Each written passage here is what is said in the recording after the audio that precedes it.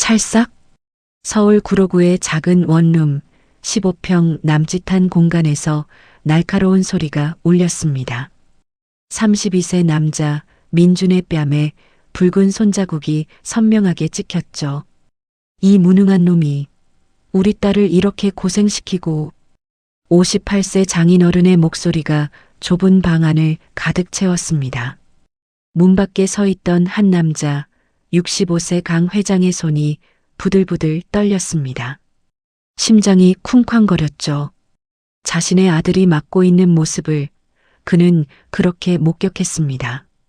강 회장, 그는 30년 전 맨손으로 사업을 시작했습니다. 현재 자산 규모 2,300억 원대 건설회사를 운영하는 성공한 사업가였죠. 하지만 그에게는 한 가지 원칙이 있었습니다. 아들 민준에게는 평범한 삶을 살게 하는 것. 중소기업 직원, 월급 285만 원. 지하철로 출퇴근하는 평범한 남자로 말이죠. 고생을 해봐야 진짜 인생을 안다. 그것이 그의 교육 철학이었습니다. 결혼 1년 후 아들에게 회사 부사장 자리와 700억 원 상당의 주식을 물려줄 생각이었죠. 하지만 그날 모든 계획이 흔들렸습니다. 이야기가 궁금하시다면 끝까지 시청해 주세요. 구독과 좋아요는 영상 제작에 큰 힘이 됩니다. 그럼 지금부터 한 남자의 인생 이야기를 들려드리겠습니다. 새벽 6시 청담동 펜트하우스 230평. 강 회장은 매일 이 시간에 눈을 떴습니다. 나이가 들수록 잠이 없어지더군요. 침대에서 일어나 거실로 향하는 그의 발걸음은 여전히 단단했습니다. 거실 한쪽 벽면, 대리석 선반 위에 아내의 영정사진이 놓여 있었죠. 여보, 오늘도 좋은 하루 되시오.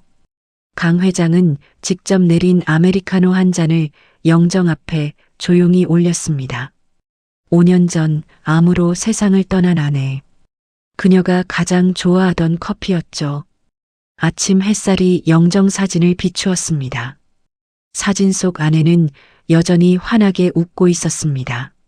창밖으로 보이는 서울 시내, 아침 안개가 천천히 걷히고 있었습니다. 강 회장은 차가운 유리창에 손을 대고 잠시 멍하니 서 있었죠. 넓은 집 하지만 혼자였습니다. 딸깍 벽시계 소리만이 고요한 아침을 채우고 있었습니다. 민준이는 지금쯤 일어났겠구먼. 그는 작게 중얼거렸습니다. 같은 시각 서울 구로구 15평 원룸. 띠리리리링. 요란한 알람 소리에 민준이 눈을 떴습니다.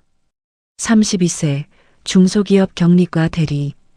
그의 하루는 언제나 이렇게 시작됐죠. 벌써 6시야? 옆에서 아내 수진이 작게 신음했습니다. 29세, 6개월 전 결혼한 신혼부부였죠. 여보, 좀 더 자. 내가 조용히 나갈게. 민주는 아내의 이불을 살짝 덮어주고 조심스럽게 일어났습니다. 좁은 방, 침대에서 화장실까지 5걸음. 싱크대까지는 7걸음이었습니다. 찰랑 세면대에서 물 틀어 얼굴을 씻었습니다. 차가운 물이 잠을 깨웠죠. 거울 속 자신의 얼굴을 바라봤습니다. 어젯밤 야근으로 다크서클이 짙었지만 표정만큼은 밝았습니다. 그래도 행복하잖아. 민주는 거울 속 자신에게 작게 웃어 보였습니다. 부엌에서 토스트 2장을 구웠습니다. 지지직 토스터기에서 고소한 냄새가 퍼졌습니다. 딸기잼을 발라 한 입 베어 물었죠. 달콤한 맛이 입안에 번졌습니다.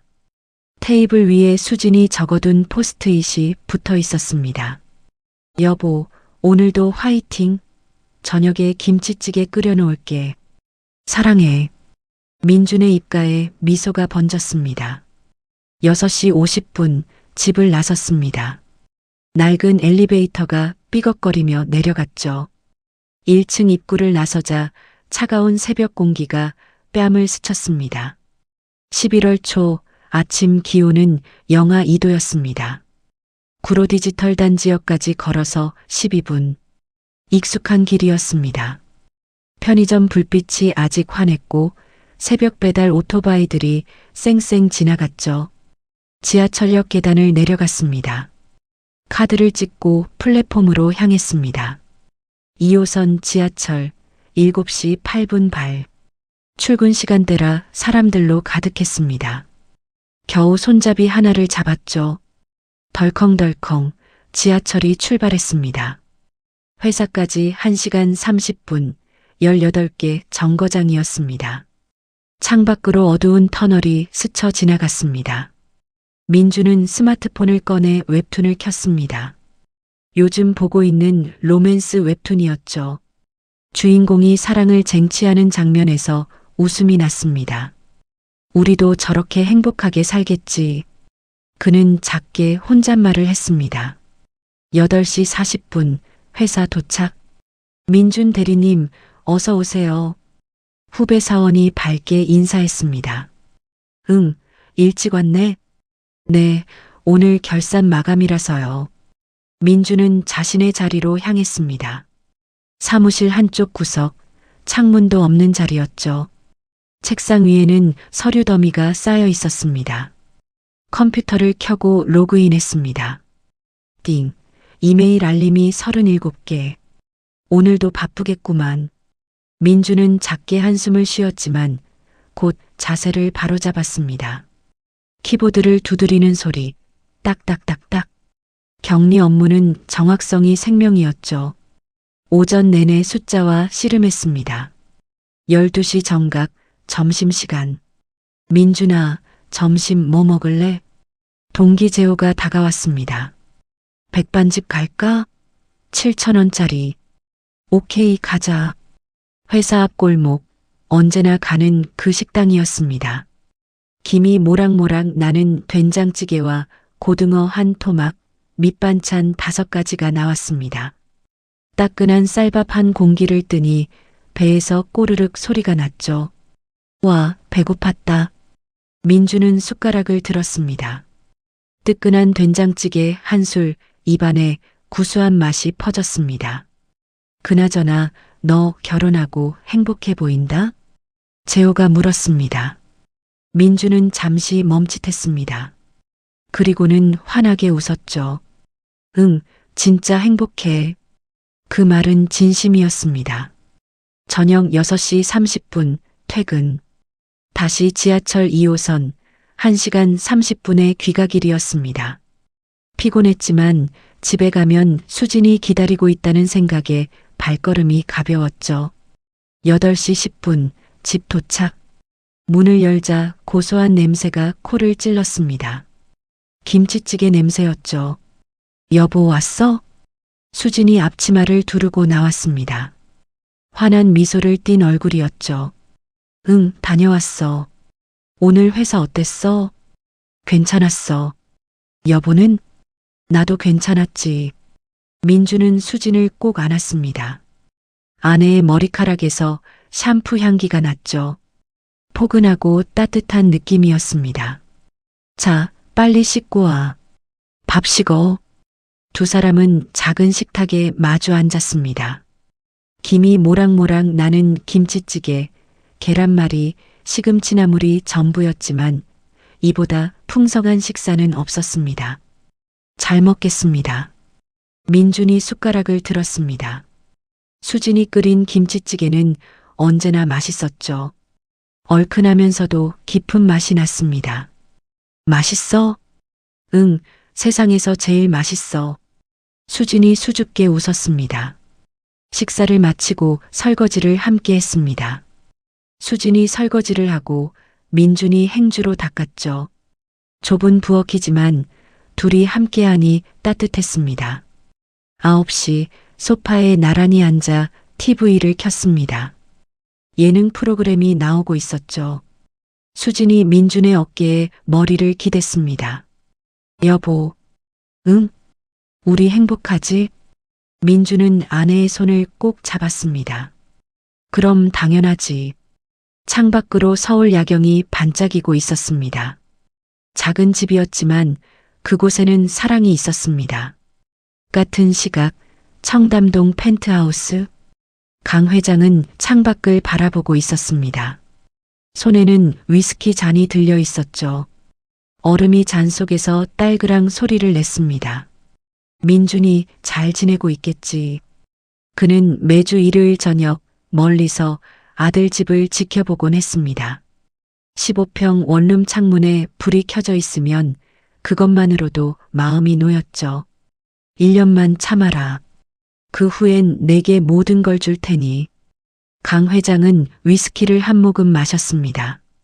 쓴맛이 목을 타고 내려갔습니다. 하지만 그는 몰랐습니다. 그 작은 집에 곧 어둠이 찾아올 것이라는 걸 말이죠. 결혼 3개월째 되던 어느 토요일 오후, 똑똑똑. 민준의 집 초인종이 울렸습니다.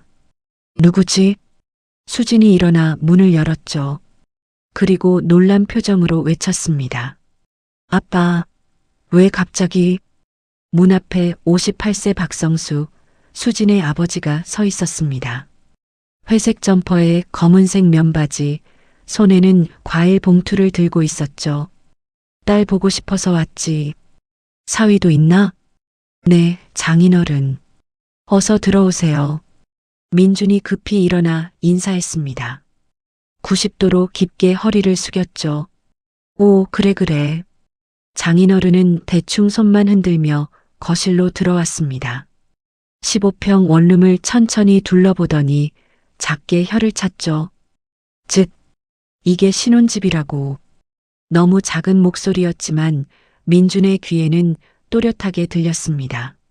아빠, 물 드릴게요. 수진이 냉장고에서 보리차를 따랐습니다. 플라스틱 컵이었죠. 유리컵은 아직 살 여유가 없었습니다. 고맙다, 딸. 장인어른은 보리차를 한 모금 마시고 소파에 앉았습니다. 삐걱, 오래된 소파에서 소리가 났죠. 그래, 사위. 요즘 회사 일은 어떤가? 네, 바쁘긴 한데 괜찮습니다. 월급은 얼마나 받나? 민주는 잠시 머뭇거렸습니다. 그리고 조심스럽게 대답했죠. 285만 원입니다. 장인어른. 순간 거실에 정적이 흘렀습니다. 장인어른의 얼굴이 굳어졌습니다. 보리차를 마시던 손이 멈췄죠. 285? 네. 요즘 30대 남자가 300도 못 받아? 날카로운 목소리였습니다. 민준의 얼굴이 붉어졌죠. 죄송합니다. 중소기업이라 아직 대리라서. 즉, 장인어른이 다시 혀를 찼습니다. 수진이 급히 끼어들었죠. 아빠, 우린 괜찮아요. 둘이 벌면 충분해요. 충분하긴 뭐가 충분해. 이 좁은 집에서. 장인어른은 말끝을 흐렸습니다. 하지만 그 침묵이 더 무거웠죠. 그날 이후 장인어른은 자주 찾아왔습니다. 주말마다, 때로는 평일 저녁에도 불쑥 나타났죠. 딸 얼굴 보러 왔다. 그게 이유였습니다. 하지만 올 때마다 민준을 보는 눈빛은 점점 차가워졌죠. 어느 일요일 점심시간. 사위, 승진은 언제 하나? 아직 2년은 더 있어야 과장이 됩니다. 2년? 그럼 월급은? 한 30만 원 정도 오를 것 같습니다. 겨우 30? 장인어른의 입가에 비웃음이 번졌습니다. 우리 딸이 시집을 잘못 왔나 봐. 민준은 아무 말도 할 수 없었습니다. 수진이 민준의 손을 꼭 잡았죠. 떨리는 손이었습니다. 아빠, 그만해요. 뭘 그만해. 사실을 말하는 건데. 장인어른은 태연하게 말했습니다. 그리고 김치찌개를 한 숟가락 떠먹었죠. 후루룩 소리를 내며 먹는 모습이 민준의 가슴을 찔렀습니다. 결혼 4개월째. 장인어른의 방문은 더 잦아졌습니다. 주 23회, 때로는 저녁 식사 시간을 노려왔죠. 오, 오늘은 제육볶음이네. 우리 딸 요리 솜씨 좋아. 아빠, 많이 드세요. 그래, 고맙다. 장인어른은 밥을 먹으면서도 민준을 힐끗힐끗 쳐다봤습니다. 그리고 불쑥 물었죠. 사위, 저축은 얼마나 하나? 한 달에 50만 원 정도 합니다. 50? 285 받아서 50 모으면 생활비가 얼마야? 보험이랑 통신비 빼면 한 180 정도 쓰는 것 같습니다. 180을 써? 둘이? 장인어른이 어이없다는 표정을 지었습니다. 딸, 너 용돈도 제대로 못 받지? 아빠, 난 괜찮아요. 괜찮긴 뭐가 괜찮아. 20대 여자가 용돈도 없이 사는 게 말이 되나? 민주는 수저를 놓았습니다. 목이 메어 밥이 넘어가지 않았죠. 죄송합니다, 장인어른. 미안하긴. 미안한 걸로 되나? 쿵. 장인어른이 수저를 식탁에 내려놓았습니다. 날카로운 소리가 좁은 방을 울렸죠. 결혼 5개월째 4월 어느 날 장인어른이 민준에게 전화를 걸었습니다. 사위, 지금 시간 되나? 네, 장인어른. 무슨 일이십니까? 급한 일이 생겼네. 돈 좀 빌려줄 수 있나? 민준의 심장이 철렁했습니다. 얼마나? 필요하신데요? 500만 원만. 철물점 월세가 밀려서 말이야. 500만 원이요? 민준의 통장 잔고는 680만 원이었습니다. 6개월간 모은 돈 전부였죠.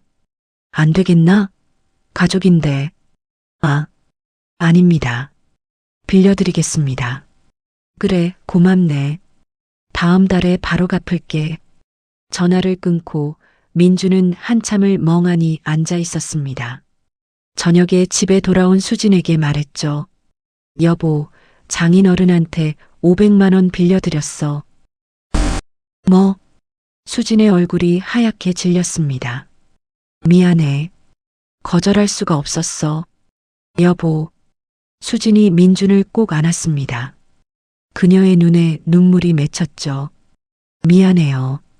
우리 아버지가. 괜찮아. 가족이잖아. 다음 달에 갚으신대. 민준은 아내를 토닥였습니다. 하지만 가슴 한구석이 무거웠죠. 한 달이 지났습니다. 장인어른은 돈을 갚지 않았습니다. 2달이 지났습니다. 여전히 소식이 없었죠. 여보, 아버지한테 물어볼까? 아니야. 사정이 있으시겠지. 민주는 참았습니다. 3달이 지났습니다. 7월 중순 장인어른이 다시 집에 왔습니다. 손에는 수박 한 통을 들고 있었죠. 딸, 수박 먹어라. 이거 비싼 거야. 고마워요, 아빠. 저녁을 먹는 내내 민주는 500만 원 이야기를 꺼낼까 말까 고민했습니다. 하지만 차마 입이 떨어지지 않았죠. 식사를 마치고 장인어른이 일어났습니다. 그럼 난 이만 가볼게. 네, 장인어른. 조심히 들어가세요. 장인어른은 현관문을 나서다 멈췄습니다. 그리고 뒤돌아보며 말했죠. 사위. 네. 돈 걱정 마. 곧 갚을게. 네. 하지만 장인어른의 눈빛에는 미안함이 없었습니다. 오히려 당연하다는 표정이었죠. 문이 닫혔습니다. 민주는 소파에 털썩 주저앉았습니다. 한숨이 저절로 나왔죠. 후. 수진이 옆에 앉아 남편의 손을 잡았습니다. 미안해요, 여보. 아니야. 괜찮아. 하지만 괜찮지 않았습니다. 통장 잔고는 180만 원이었습니다. 다음 달 월세를 내면 남는 건 거의 없었죠. 같은 날 밤 11시 청담동 펜트하우스 강 회장은 서재에 앉아 있었습니다. 책상 위에는 아들의 사진이 놓여 있었죠. 민준이 녀석 잘 지내고 있겠지. 그는 매주 일요일 저녁마다 아들 집 근처를 지나곤 했습니다. 멀리서 15평 원룸 창문을 바라보며 확인했죠. 불이 켜져 있으면 그것으로 충분했습니다. 하지만 지난주 일요일 뭔가 이상했습니다. 아들의 어깨가 축 처져 있었죠.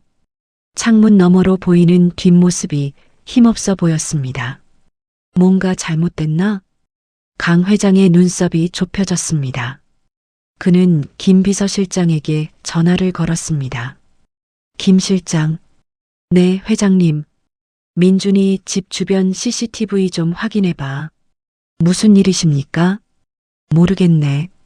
그냥 불안한 예감이 들어서. 알겠습니다. 내일 바로 확인하겠습니다. 전화를 끊고 강 회장은 창밖을 바라봤습니다. 서울 야경이 반짝이고 있었습니다. 하지만 그의 가슴 속에는 먹구름이 끼기 시작했죠. 민준아, 괜찮은 거냐? 그의 중얼거림이 고요한 서재에 울려 퍼졌습니다. 그리고 그는 알지 못했습니다. 자신의 아들이 조용히 무너지고 있다는 걸 말이죠. 8월의 마지막 금요일 저녁 8시 강 회장은 구로구 골목길을 걷고 있었습니다. 손에는 한우 세트가 담긴 보자기를 들고 있었죠. 깜짝 방문이었습니다. 민준이 놈 좋아하겠구먼. 그는 작게 웃으며 아들의 원룸 앞에 섰습니다. 15평짜리 건물 3층, 낡은 계단을 올라갔죠. 삐걱삐걱 나무 계단이 낡은 소리를 냈습니다. 복도 형광등이 깜빡거렸습니다. 지지직 불안정한 전기 소리가 들렸죠. 301호 앞에 섰습니다. 그런데 찰싹 문 안에서 날카로운 소리가 들려왔습니다. 강 회장의 손이 멈췄습니다. 초인종을 누르려던 손가락이 공중에 떠 있었죠. 이 무능한 놈이. 낯선 남자의 목소리였습니다. 장인어른 제발. 그건 민준이었습니다. 아들의 목소리였죠. 강 회장의 심장이 쿵쾅거리기 시작했습니다. 찰싹, 찰싹, 또다시 두 번의 소리. 아, 민준의 비명이 새어나왔습니다. 강 회장의 손이 부들부들 떨렸습니다. 보자기를 바닥에 내려놓았죠. 그리고 문고리를 잡았습니다. 차가운 금속이 손바닥에 닿았습니다. 천천히 조심스럽게 문을 열었습니다. 삐걱. 좁은 거실. 민준이 벽에 기댄 채 서 있었습니다. 왼쪽 뺨이 새빨갛게 부어올라 있었죠. 입가에는 피가 조금 맺혀 있었습니다. 58세 박성수 장인어른이 민준 앞에 서 있었습니다. 오른손을 들어 올린 채였죠. 내가 우리 딸을 얼마나 고생시키는지 알아? 죄송합니다. 죄송하긴. 매일 라면에 계란 후라이로 때우는 게 밥이야? 찰싹? 또 한 대가 민준의 뺨에 날아갔습니다. 민준의 고개가 옆으로 꺾였죠. 안경이 바닥에 떨어졌습니다. 딸그랑 깨지는 소리가 작게 울렸습니다. 여보. 옆방에서 수진의 흐느끼는 소리가 들렸습니다. 강 회장은 문 뒤에 서서 그 장면을 지켜봤습니다.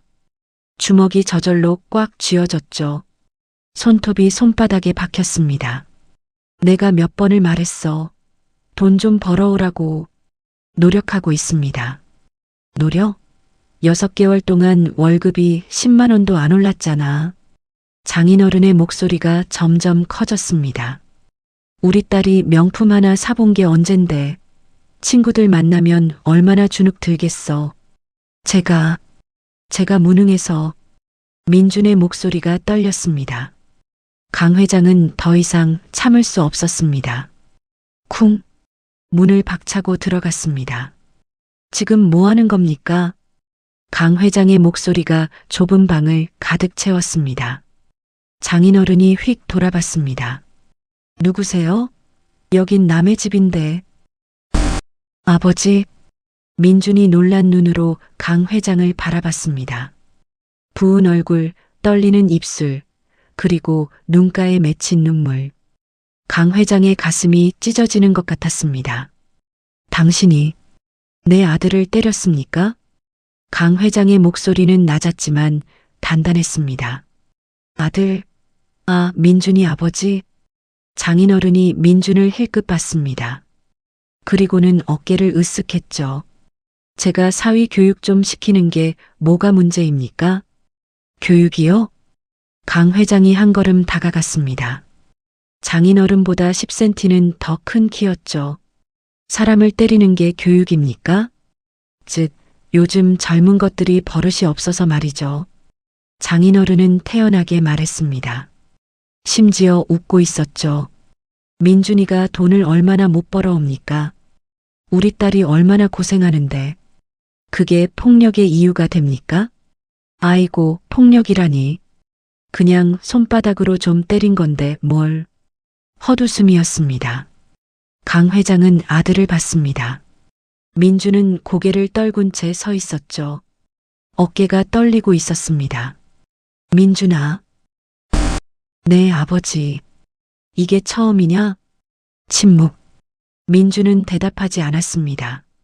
대답해라. 아닙니다. 얼마나 됐냐? 세 달쯤요. 강 회장의 숨이 멎었습니다. 3달.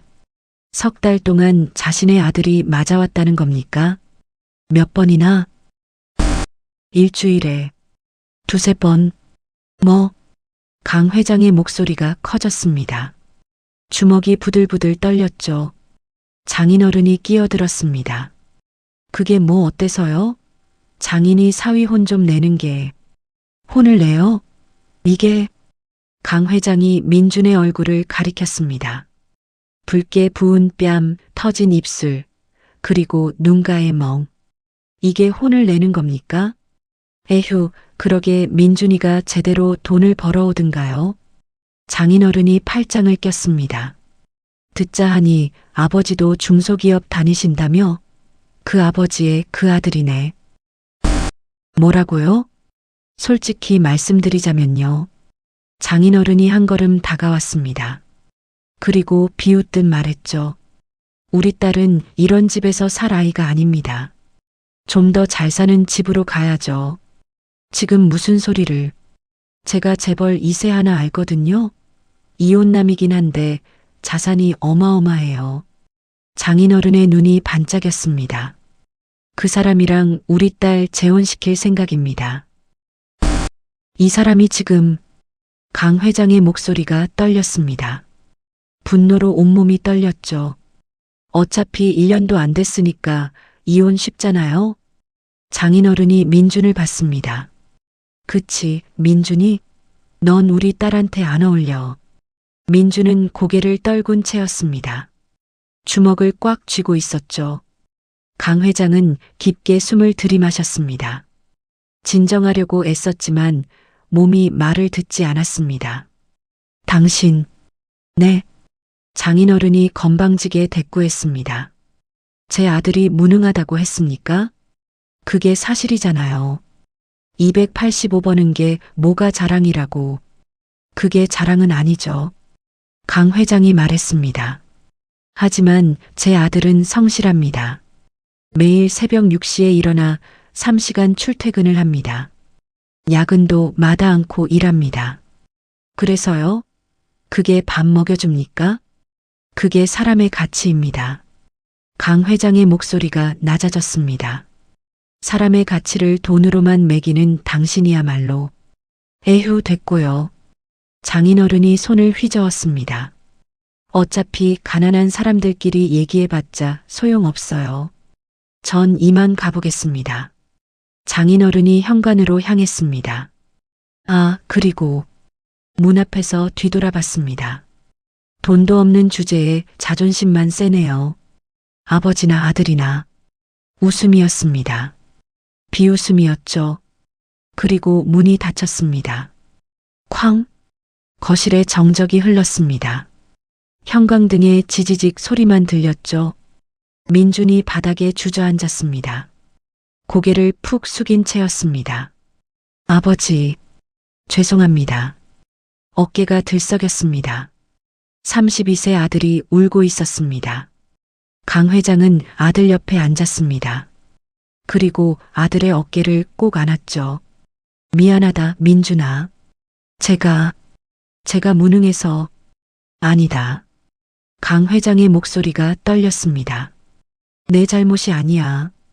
옆방에서 수진이 나왔습니다. 얼굴이 눈물로 범벅이었죠. 죄송합니다, 아버님. 제 아버지가. 괜찮네, 며느리.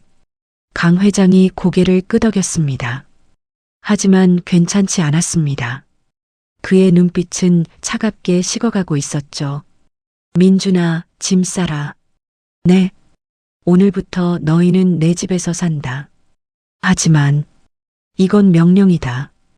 강 회장의 목소리는 단호했습니다. 그날 밤 강 회장은 결심했습니다. 더 이상 참지 않기로, 그리고 진실을 밝히기로. 창밖으로 서울의 밤이 깊어가고 있었습니다. 폭풍전야의 고요함이었죠. 밤 10시 청담동 펜트하우스 230평. 강 회장은 거실 소파에 앉아 있었습니다. 옆에는 민준이 나란히 앉아 있었죠. 수지는 안방에서 쉬고 있었습니다. 거실은 고요했습니다. 째깍째깍 벽시계 소리만이 정적을 깼습니다. 민준의 왼쪽 뺨에는 여전히 붉은 손자국이 남아 있었습니다. 부은 입술에는 연고가 발라져 있었죠. 강 회장이 직접 발라준 것이었습니다. 민준아. 강 회장이 입을 열었습니다. 네, 아버지. 미안하다. 침묵이 흘렀습니다. 민준은 고개를 들었습니다. 아버지를 봤죠. 65세 아버지의 눈가에 주름이 깊게 패여 있었습니다. 아버지가 뭘 잘못하셨는데요? 아니다. 강 회장의 목소리가 떨렸습니다. 내가 너를 너무 힘들게 했구나. 아닙니다.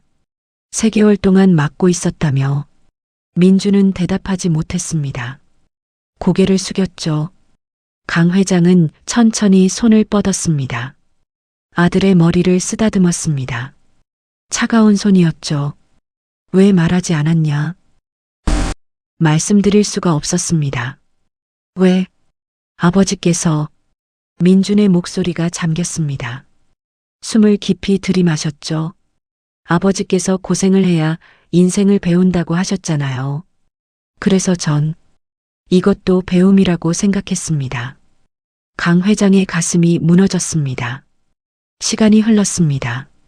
얼마나 지났을까요? 10분? 20분? 둘은 말없이 앉아 있었습니다.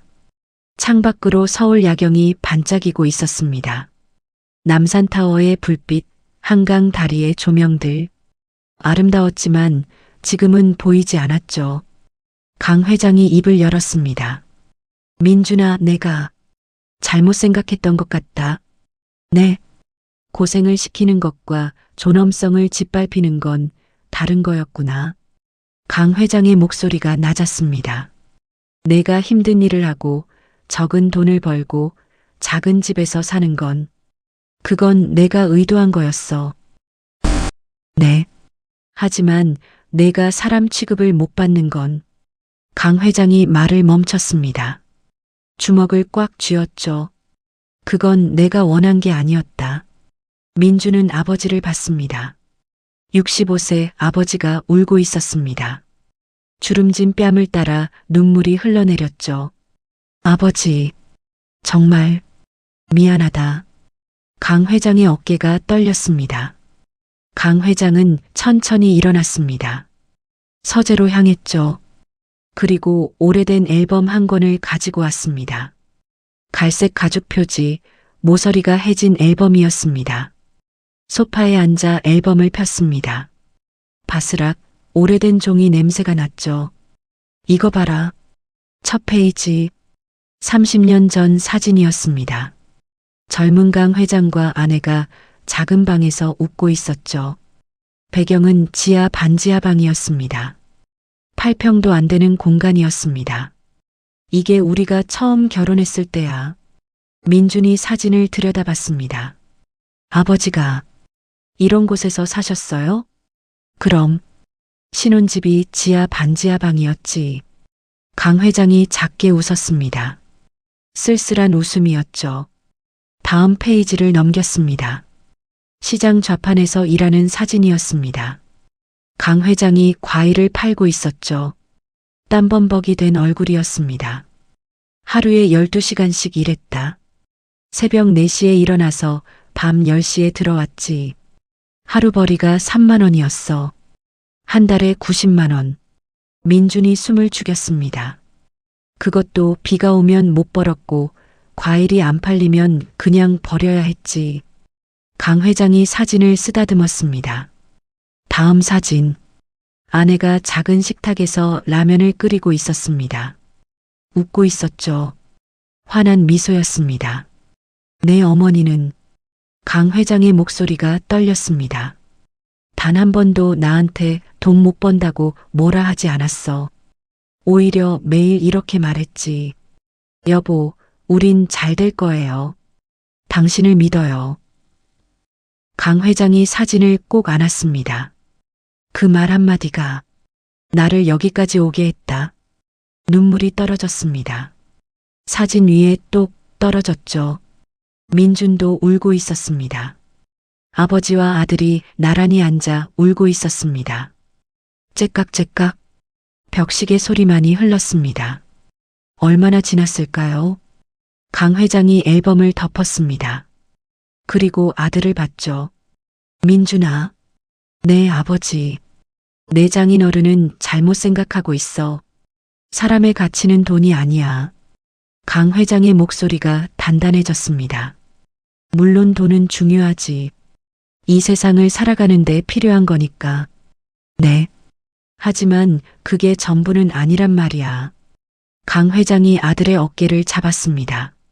내가 매일 새벽 6시에 일어나는 거, 3시간 출퇴근을 참는 거, 아내를 사랑하는 거. 그게 내 가치야. 민준의 눈에서 눈물이 멈추지 않았습니다. 하지만 전 정말 무능한 것 같아요. 아니다. 285밖에 못 벌잖아요. 장인어른 말씀이 맞아요. 민준아. 강 회장의 목소리가 커졌습니다. 285가 적은 돈이냐? 네. 한 달에 285만 원을 버는 게 얼마나 대단한 일인데. 강 회장이 민준의 두 손을 잡았습니다. 매일 출근하고 책임지고 월급을 받는 거. 그게 얼마나 귀한 일인데. 하지만 세상엔 그것도 못하는 사람들이 많아. 강 회장의 눈빛이 진지했습니다. 너는 당당해야 해. 내가 성실하게 일하고 있다는 거, 그거면 충분해. 민주는 고개를 들었습니다. 아버지를 똑바로 봤죠. 정말 그런가요? 그럼 강 회장이 아들을 꼭 안았습니다. 너는 충분히 잘하고 있어. 민준이 아버지 품에서 울었습니다. 32세 어른이 아이처럼 울었습니다. 자정이 지났습니다. 강 회장은 서재로 돌아갔습니다. 책상에 앉았죠. 책상 서랍을 열었습니다. 안에는 오래된 수첩이 있었습니다. 30년 전 장사를 시작할 때 쓰던 수첩이었죠. 낡고 해진 표지를 넘겼습니다. 첫 페이지에 아내의 글씨가 있었습니다. 여보, 포기하지 마세요. 당신은 할 수 있어요. 사랑해요. 강 회장의 손이 글씨 위를 천천히 쓰다듬었습니다. 여보, 그는 작게 중얼거렸습니다. 내가 잘못 생각했소. 창밖으로 서울의 밤이 깊어가고 있었습니다. 민준이에게 고생은 시켰어도 존중받을 권리까지 빼앗으면 안 되는 거였소. 강 회장은 눈을 감았습니다. 아내의 목소리가 들리는 것 같았습니다. 당신, 이제라도 바로잡으세요. 그래, 그래야지. 강 회장은 눈을 떴습니다. 그의 눈빛이 달라져 있었죠. 흔들림이 없었습니다.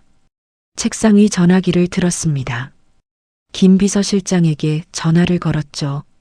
김 실장. 네, 회장님. 이 밤에 무슨 일이십니까? 내일 아침 8시 박성수라는 사람 조사해. 박성수요? 응. 민준이 장인어른이야. 철물점 운영한다더군. 무엇을 조사하면 되겠습니까? 강 회장의 목소리가 차갑게 식었습니다. 모든 것, 재산, 빚, 인간관계, 과거 전부. 알겠습니다. 48시간 안에 보고 받겠네. 전화를 끊었습니다. 강 회장은 창밖을 바라봤습니다. 서울 야경이 여전히 반짝이고 있었습니다. 하지만 그의 눈빛은 얼음처럼 차가웠죠. 더 이상은 참지 않겠네. 그의 중얼거림이 고요한 서재에 울려 퍼졌습니다. 폭풍이 몰려오고 있었습니다. 조용하지만 거세게. 그리고 아무도 막을 수 없는 폭풍이었죠. 토요일 오전 10시 청담동 펜트하우스. 강 회장의 서재 문이 노크됐습니다. 똑똑똑. 회장님, 김 실장입니다. 들어오게. 문이 열렸습니다. 45세 김 실장이 검은색 서류 가방을 들고 들어왔죠. 표정이 굳어 있었습니다. 48시간 만에 모든 걸 조사했습니다. 김 실장은 책상 위에 두툼한 파일을 내려놓았습니다. 쿵, 무거운 소리가 났죠. 회장님, 이건... 김 실장의 목소리가 떨렸습니다. 심각합니다. 강 회장은 파일을 펼쳤습니다. 첫 페이지를 넘겼죠. 바스락. 박성수 58세 신상 보고서. 현재 직업 구로구 철물점 운영. 매출 월평균 180만 원. 순이익 월평균 50만 원. 부채 총액 1억 2,370만 원. 강 회장의 눈썹이 좁혀졌습니다. 1억 2천? 네. 고리대금업체에서 빌린 돈이 대부분입니다. 다음 장을 넘겼습니다. 대출 내역. 어금융 3,200만 원 이자 연 18%. 비캐피탈 2,800만 원 이자 연 24%. 사채업체 김모 씨 4,500만 원 이자 연 40%. 기타 소액대출 1,870만 원. 강 회장의 손가락이 종이 위를 천천히 짚었습니다. 이자만 얼마나 되나? 월 평균 320만 원입니다. 320만 원? 네. 그런데 철물점 순이익은 50만 원이니 매달 270만 원씩 부족하다는 얘기군. 그렇습니다. 강 회장은 다음 페이지를 넘겼습니다. 금전거래 내역. 그의 눈이 한 줄에 멈췄습니다. 2024년 4월 15일 사위 박민준에게 500만 원 차용. 사용처 사채업체 김모 씨 이자 납부. 강 회장의 주먹이 꽉 쥐어졌습니다. 민준이가 준 돈을 고리대금 이자 갚는 데 썼다고? 네. 갚을 생각은? 김 실장이 고개를 저었습니다. 없는 것 같습니다. 오히려 추가로 빌릴 생각인 것 같습니다. 다음 장. 통화 녹취록 8월 20일. 강 회장은 천천히 읽었습니다. 박성수 야 사위한테 더 뜯어내야겠어. 상대방 또 벌써 500 받았잖아. 박성수 그걸로 어떻게 버티냐. 최소 1,000은 더 받아야지. 상대방 사위가 줄까? 박성수 주게 만들면 되지 뭐. 계속 압박하면 어쩔 수 없이 줘. 강 회장의 손이 부들부들 떨렸습니다. 종이가 구겨졌죠. 김 실장이 조심스럽게 말했습니다. 회장님, 더 심각한 내용이 있습니다. 뭔가? 김 실장이 다음 파일을 꺼냈습니다. 빨간색 표지였죠. 이건 극비조사 내용입니다. 파일을 펼쳤습니다. 재혼 계획 문서. 강 회장의 눈이 커졌습니다. 재혼? 누구? 박성수의 딸 박수진 씨를 말합니다. 뭐? 박성수는 현재 재벌 2세와 딸의 맞선을 주선하고 있습니다. 강 회장은 문서를 읽었습니다. 대상자 프로필. 이름 이준혁 38세. 직업 대성그룹 전무. 이혼 경력 1회 2년 전. 자녀 없음. 추정 자산 150억 원. 이 사람과 우리 며느리를? 네. 박성수는 지난 6월부터 이준혁 측 중매인과 접촉했습니다. 김 실장이 다음 장을 넘겼습니다. 통화 녹취록 7월 3일. 박성수 우리 딸 예쁘고 착해요. 이준혁 씨 마음에 들 겁니다. 중매인 근데 지금 결혼한 상태 아닌가요? 박성수 곧 이혼시킬 겁니다. 중매인 어떡해요? 박성수 사위가 무능해서 스스로 포기하게 만들 거예요. 강 회장의 심장이 쿵쾅거렸습니다. 스스로 포기하게? 네. 다음 녹취록. 통화 녹취록 7월 18일. 박성수 딸한테는 사위가 얼마나 무능한지 계속 주입하고 있어. 상대방 그래서 효과 있어? 박성수 아직은 딸이 사위 편이야. 그래서 더 세게 압박해야 해.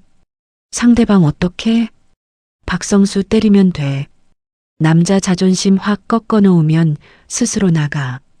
강 회장의 손에서 딱딱 소리가 났습니다. 주먹을 너무 세게 쥐어서 손톱이 손바닥에 박혔죠. 계속 읽어보십시오. 김 실장의 목소리가 낮았습니다. 강 회장은 다음 장을 넘겼습니다. 통화 녹취록 8월 10일. 박성수 1년 안에 이혼시킬 거야. 중매인 확실해요? 박성수 그럼. 사위놈이 벌써 무너지고 있어. 중매인 하지만 딸이 동의할까요? 박성수 딸은 내가 설득하지. 재벌집 며느리 되는 게 얼마나 좋은데. 강 회장은 파일을 덮었습니다. 쾅! 책상을 내리쳤습니다. 이런 말이 나오지 않았습니다. 분노로 온몸이 떨렸죠. 김 실장이 조용히 말했습니다. 회장님, 더 있습니다. 더? 김 실장이 USB 하나를 꺼냈습니다. 이건 박성수가 지인과 통화한 녹음 파일입니다. 일주일 전 내용입니다. 노트북을 켰습니다. USB를 꽂았죠. 딸각. 파일을 재생했습니다. 지지직. 잡음이 들렸습니다. 그리고 녹음 파일 재생. 박성수의 목소리. 야, 진짜 꿀팁 알려줄까? 상대방 뭔데? 박성수 사위 길들이는 법. 상대방 뭔 개소리야. 박성수 진심이야. 계속 때리면 돼. 상대방 A. 요즘 세상에 그게 되겠어? 박성수 된다니까. 남자 자존심 꺾어 놓으면 알아서 기어. 상대방 근데 딸이 뭐래? 박성수 딸은 방에 가더나. 안 보게. 상대방 야, 그래도 그렇지. 박성수 뭐가 그래? 어차피 1년 후엔 재벌집 사위 들릴 건데. 상대방 재벌?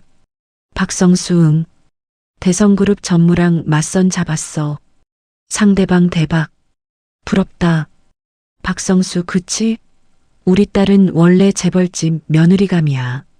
상대방 근데 지금 사위는? 박성수게 그냥 연습용이지 뭐. 하하. 웃음소리. 비웃음이었습니다. 파일이 끝났습니다. 서재에 정적이 흘렀습니다. 강 회장은 창밖을 바라봤습니다.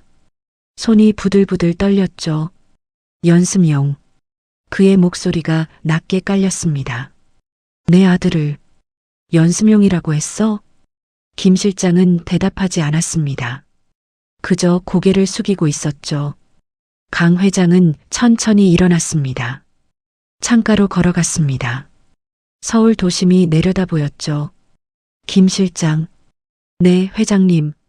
박수진, 우리 며느리는 이 사실을 아나? 아닙니다. 아무것도 모르는 것 같습니다. 그럼 강 회장이 뒤돌아봤습니다. 며느리도 피해자로군. 그렇습니다. 강 회장의 눈빛이 차갑게 식었습니다. 박성수 그 사람 딸마저 이용하고 있었어. 네. 강 회장은 다시 책상으로 돌아왔습니다. 앉았죠. 두 손을 깍지 꼈습니다. 김 실장. 네. 내일 일요일 신라호텔 23층 라운지 예약해. 예약하시겠다고요? 응. 오후 2시로. 김 실장의 눈이 커졌습니다. 혹시 박성수를 부를 거야. 회장님 그럼. 강 회장이 김 실장을 봤습니다. 그의 눈빛은 얼음 같았죠. 이제 끝을 보겠네. 알겠습니다. 김 실장이 고개를 숙였습니다. 김 실장이 나간 후 강 회장은 혼자 서재에 앉아 있었습니다. 책상 위에는 박성수의 보고서가 놓여 있었죠. 그는 천천히 보고서를 펼쳤습니다. 박성수의 사진이 있었습니다. 58세, 평범해 보이는 얼굴. 하지만 그 속에는 욕심과 비열함이 가득했죠. 민준이를. 강 회장이 중얼거렸습니다. 내 아들을 연습용이라고 했어. 주먹을 쥐었습니다. 손톱이 손바닥에 박혔죠. 절대 용서하지 않겠네. 창밖으로 해가 지고 있었습니다. 붉은 노을이 서울 하늘을 물들이고 있었죠. 하지만 강 회장의 눈빛은 그보다 더 뜨거웠습니다. 분노의 불꽃이었습니다. 그리고 내일 그 불꽃이 폭발할 것이었죠. 조용하지만 무섭게, 아무도 막을 수 없게. 책상 위 전화기를 들었습니다. 박성수에게 전화를 걸었죠. 따르릉, 따르릉. 여보세요? 박성수의 목소리였습니다. 강 회장은 침착하게 말했습니다. 장인어른, 저 민준이 아버지입니다. 아, 네. 무슨 일이십니까? 내일 시간 되십니까? 차 한잔 하고 싶은데요. 차요? 네. 신라 호텔에서 뵙고 싶습니다. 박성수가 잠시 망설이는 소리가 들렸습니다. 무슨 일로요? 그냥 인사차 뵙고 싶습니다. 지난번 일도 있고 해서요. 아, 그러세요? 강 회장은 미소를 지었습니다. 차가운 미소였죠. 네, 내일 오후 2시 23층 라운지입니다. 알겠습니다. 전화를 끊었습니다. 강 회장은 창밖을 바라봤습니다. 내일이면 그의 목소리가 낮게 깔렸습니다. 모든 게 끝나겠지. 밤이 깊어가고 있었습니다. 폭풍 전의 고요함이었죠. 일요일 오후 2시 신라호텔 23층 라운지. 높은 천장, 크리스탈 샹들리에, 대리석 바닥. 한강이 한눈에 내려다 보이는 창가 테이블이었습니다. 강 회장은 정장을 차려입고 앉아 있었습니다. 검은색 수트, 은색 넥타이, 그리고 롤렉스 시계. 조용했지만 압도적인 분위기였죠. 옆에는 김 비서실장이 서 있었습니다. 검은색 서류 가방을 든 채였죠. 딸그랑. 커피잔을 내려놓는 소리만이 고요한 라운지에 울렸습니다. 2시 5분. 엘리베이터 문이 열렸습니다. 띵. 박성수가 나타났습니다. 58세, 남색 점퍼에 검은색 면바지. 호텔 라운지에는 어울리지 않는 차림이었죠. 두리번거리며 주변을 살폈습니다. 여기가 맞나? 종업원이 다가왔습니다. 손님 예약하셨습니까? 아, 강석호 씨가 부른 건데요. 아, 네. 이쪽입니다. 종업원이 창가 테이블로 안내했습니다. 박성수가 다가왔습니다. 강 회장을 보고 어색하게 웃었죠. 오, 왔습니다. 강 회장은 일어나지 않았습니다. 그저 손짓만 했죠. 앉으시죠. 박성수가 앉았습니다. 가죽 소파가 폭신했습니다. 그는 불편한 듯 몸을 움직였죠. 여기 비싸 보이는데요? 괜찮습니다. 강 회장이 종업원을 불렀습니다. 커피 한 잔 주시겠습니까? 네, 알겠습니다. 박성수는 주변을 둘러봤습니다. 고급스러운 인테리어, 조용히 대화하는 사람들, 클래식 음악이 은은하게 흐르고 있었죠. 이야, 호텔이 이렇게 좋은 줄 몰랐네요. 자주 안 오십니까? 당연하죠. 이런데 올 일이 어딨어요. 박성수가 헛웃음을 쳤습니다. 커피가 나왔습니다. 박성수는 커피를 한 모금 마셨습니다. 후, 뜨거운 김이 올라왔죠. 그래서 무슨 일로 부르셨습니까? 강 회장은 대답하지 않았습니다. 그저 창밖을 바라보고 있었죠. 한강이 유유히 흐르고 있었습니다. 저기 지난번 일 말입니다. 강 회장이 입을 열었습니다. 네, 제 아들을 때리신 일요. 박성수의 표정이 굳었습니다. 커피잔을 내려놓았죠. 아, 그건 사과받으러 온 건 아닙니다. 그럼요. 강 회장이 박성수를 똑바로 봤습니다. 사실을 확인하러 왔습니다. 사실이요? 네. 침묵이 흘렀습니다. 박성수는 불편한 듯 몸을 움직였습니다. 뭘 확인하시려고요? 잠시만요. 강 회장이 김 비서실장을 봤습니다. 고개를 끄덕였죠. 김 실장이 서류 가방을 열었습니다. 명함 한 장을 꺼냈습니다. 그리고 박성수 앞에 놓았습니다. 탁! 박성수가 명함을 집었습니다. 읽었습니다. 그리고 얼어붙었습니다. 태양건설 주식회사 대표이사 회장 강석호. 손이 떨렸습니다. 명함이 바닥에 떨어졌죠. 딸그랑. 이게 박성수의 목소리가 떨렸습니다. 태양건설? 네. 강 회장의 목소리는 침착했습니다. 자산 2,300억 원, 직원 1,200명입니다. 그럼 당신이. 네. 제가 회장입니다. 박성수의 얼굴이 하얗게 질렸습니다. 강 회장은 계속 말했습니다. 그리고 제 아들 민준이는.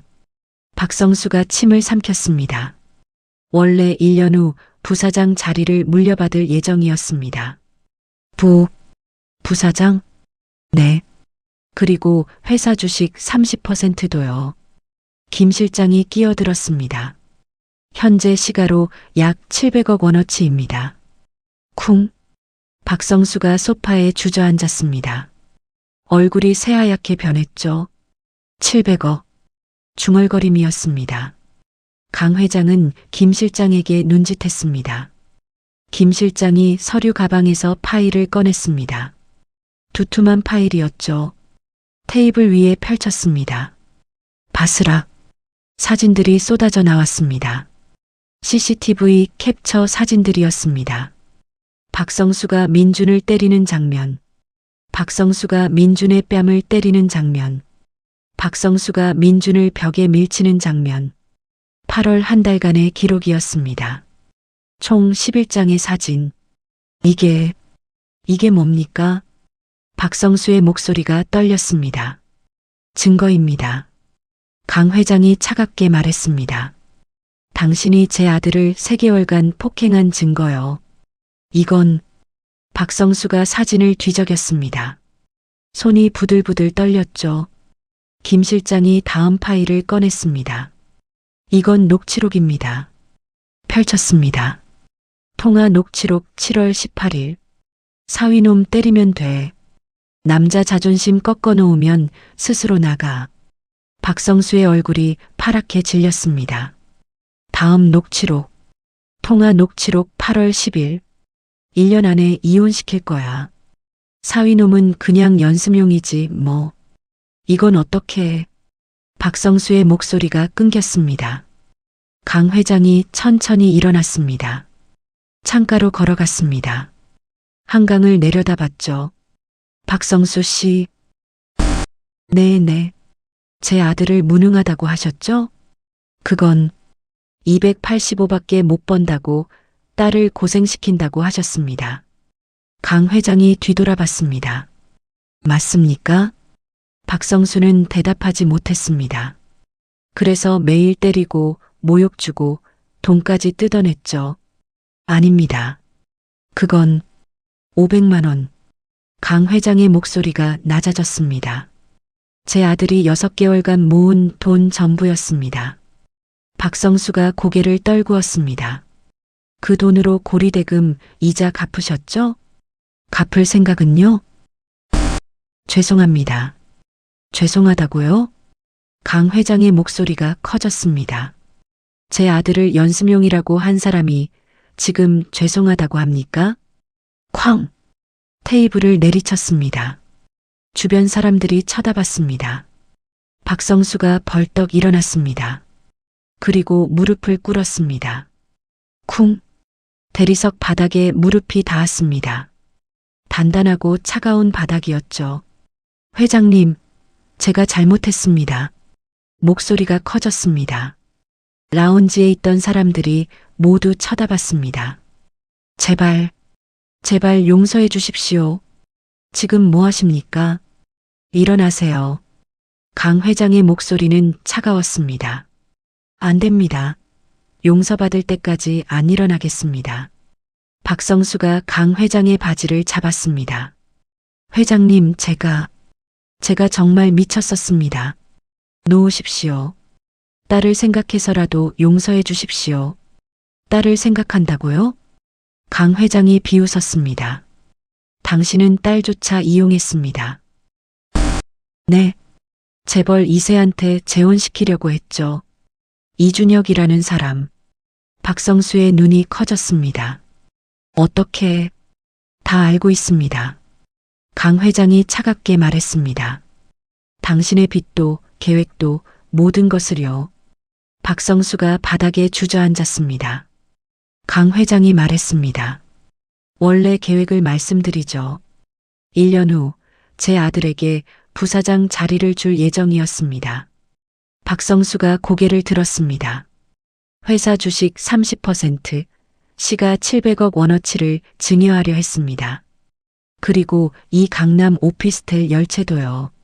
시가 총 120억 원 정도 됩니다. 120억? 박성수의 입이 떡 벌어졌습니다. 그러니까 총 820억 원어치를 물려줄 생각이었습니다. 강 회장이 박성수를 내려다봤습니다. 하지만 당신이 나타났죠. 회장님, 돈도 없는 주제에 자존심만 세다고 하셨죠? 강 회장이 작게 웃었습니다.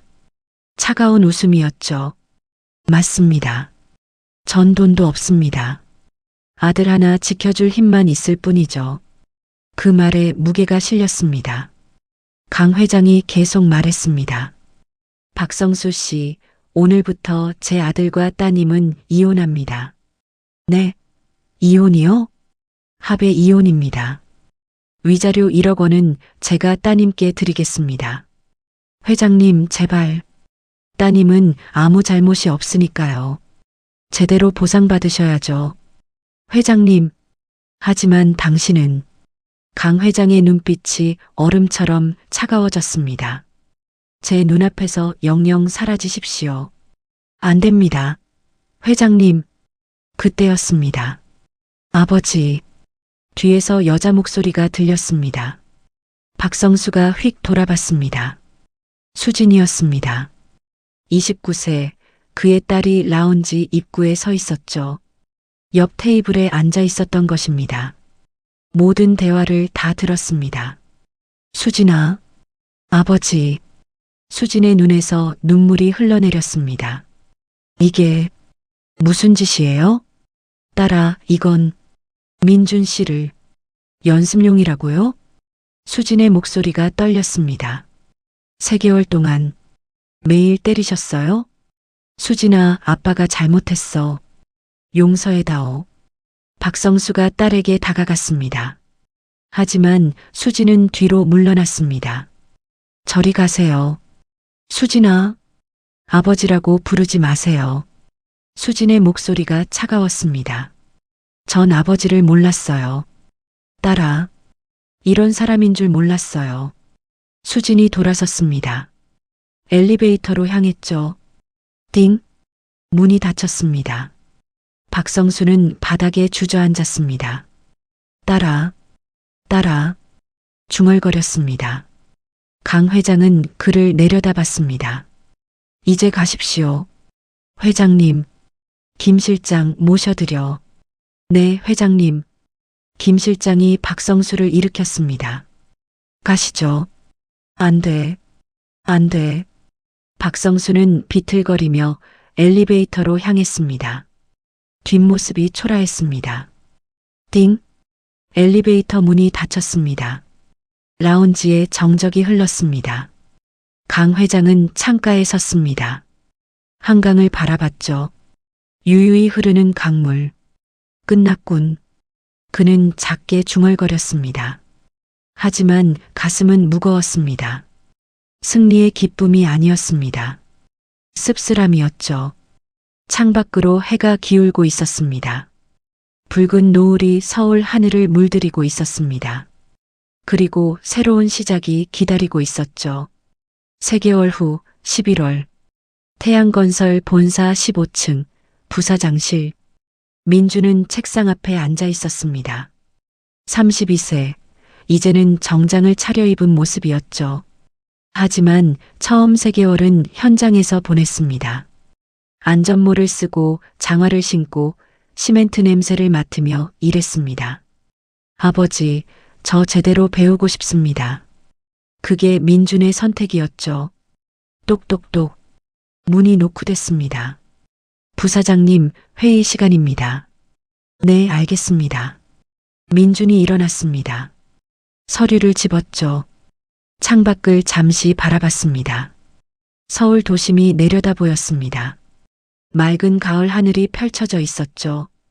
이제 괜찮아. 그는 작게 중얼거렸습니다. 왼쪽 뺨에 있던 멍은 이미 사라졌습니다. 하지만 마음의 상처는 천천히 아물고 있었죠.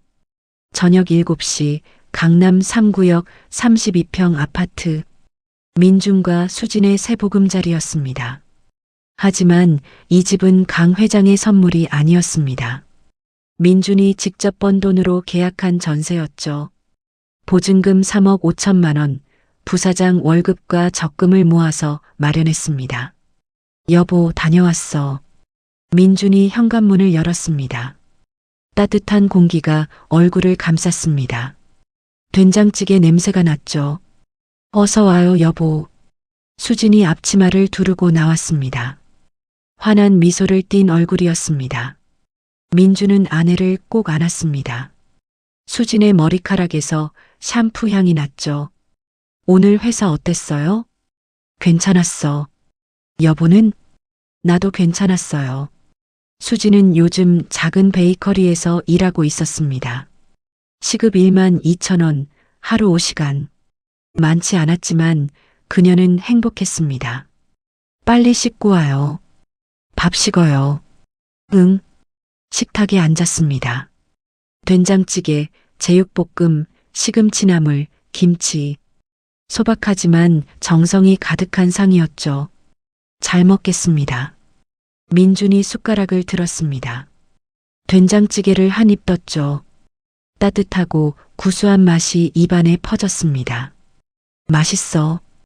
다행이다. 수진이 수줍게 웃었습니다. 식사를 하며 소소한 대화를 나눴습니다. 오늘 빵집에서 말이죠. 할머니 한 분이 오셔서 응? 제가 만든 식빵이 맛있다고 하시는 거예요. 당연하지. 우리 와이프 손맛이 최고인데. 에이. 수진이 얼굴을 붉혔습니다. 민주는 아내를 바라봤습니다. 행복해 보이는 얼굴이었죠. 3개월 전 모든 진실을 알게 된 후 수진은 많이 울었습니다. 자신의 아버지가 한 일들을 알고 충격에 빠졌죠. 미안해요, 민준 씨. 제가 몰라서. 괜찮아요. 당신 잘못이 아니에요. 민주는 아내를 다독였습니다. 그리고 함께 치유해 나갔죠. 밤 9시 소파에 나란히 앉았습니다. 수진이 민준의 어깨에 머리를 기댔습니다. 여보. 응? 우리 정말 괜찮아진 것 같아요. 민준은 아내의 손을 꼭 잡았습니다. 그러게. 우린 잘 이겨냈어. 고마워요. 내가 뭘 견뎌줘서요. 그때 포기하지 않아줘서요. 민준의 눈가가 촉촉해졌습니다. 나도 고마워. 옆에 있어줘서. 두 사람은 손을 꼭 잡고 있었습니다. 창밖으로 서울 야경이 반짝이고 있었죠. 작은 집이었지만 따뜻했습니다. 사랑이 있었으니까요. 같은 시각 청담동 펜트하우스. 강 회장은 서재에 앉아 있었습니다. 책상 위에는 따뜻한 녹차 한 잔이 놓여 있었죠. 김이 모락모락 올라왔습니다. 벽에는 아내의 영정사진이 걸려 있었습니다. 은은한 조명이 사진을 비추고 있었죠. 여보, 강 회장이 조용히 말했습니다. 민준이 이제 괜찮아 보이요. 사진 속 아내는 여전히 환하게 웃고 있었습니다. 당신 말이 맞았소. 고생도 필요하지만 존중받는 것이 더 중요했어. 강 회장은 녹차를 한 모금 마셨습니다. 따뜻한 온기가 목을 타고 내려갔죠. 내가 조금 늦게 깨달았소. 창밖으로 달이 떠오르고 있었습니다. 둥근 보름달이었죠. 하지만 다행이요. 아직 늦지 않았으니까. 강 회장의 입가에 잔잔한 미소가 번졌습니다. 일요일 오후 한강공원. 민준과 수지는 산책하고 있었습니다. 손을 꼭 잡고 걸었죠. 가을바람이 살랑살랑 불었습니다. 단풍잎이 하늘거리며 떨어졌습니다. 벤치에 앉았습니다. 한강이 유유히 흐르고 있었습니다. 햇살이 물결에 반짝였죠. 예쁘다. 수진이 중얼거렸습니다. 응. 민준도 고개를 끄덕였습니다. 여보. 응. 수진이 민준을 봤습니다. 사실 아버지한테 문자를 받았어요. 장인어른한테서요? 네. 수진의 목소리가 작아졌습니다. 뭐라고 하시던데요? 미안하다고요. 계속 미안하다고만 써보내세요. 하지만 전 답장 안 하고 있어요. 수진의 눈에 눈물이 맺혔습니다. 미안해요, 여보. 제가 아버지한테 차갑게 구는 것 같죠? 민준이 아내의 손을 잡았습니다. 아니야. 당신 선택을 존중해. 고마워요. 시간이 지나면 마음이 바뀔 수도 있어. 그건 천천히 생각해도 돼. 수진이 민준의 어깨에 머리를 기댔습니다. 당신이 있어서 다행이에요. 두 사람은 말없이 앉아 있었습니다. 한강물이 흘러가고 새들이 날아가고 세상은 천천히 돌아가고 있었죠. 저녁 청담동 펜트하우스 식당. 강 회장, 민준, 수진이 함께 저녁을 먹고 있었습니다. 매주 일요일 저녁, 이제는 세 사람의 전통이 되었죠. 아버지, 갈비찜 정말 맛있습니다. 그래, 다행이구만. 장모님이 만드신 거예요? 수진이 물었습니다. 강 회장의 집사가 흔들어 말했죠. 회장님이 직접 만드셨습니다. 네, 요즘 요리를 배우고 계세요. 민준과 수진이 놀란 표정으로 강 회장을 봤습니다. 아버지가요? 뭐, 심심해서 말이지. 강 회장이 쑥스럽게 웃었습니다. 너희 어머니가 요리를 잘했거든. 나도 배워볼까 해서. 민준의 눈가가 뜨거워졌습니다. 아버지, 아들아. 강 회장이 민준을 봤습니다. 고생 많았다. 아닙니다. 아니야. 내가 정말 고생 많이 했어. 강 회장의 목소리가 낮아졌습니다. 그동안 힘들었지? 조금요. 미안하다. 아버지. 민준이 고개를 들었습니다. 덕분에 많이 배웠습니다. 인생이 뭔지, 사람이 뭔지. 민준이 수진의 손을 잡았습니다. 그리고 곁에 있는 사람이 얼마나 소중한지요. 강 회장의 눈가가 촉촉해졌습니다.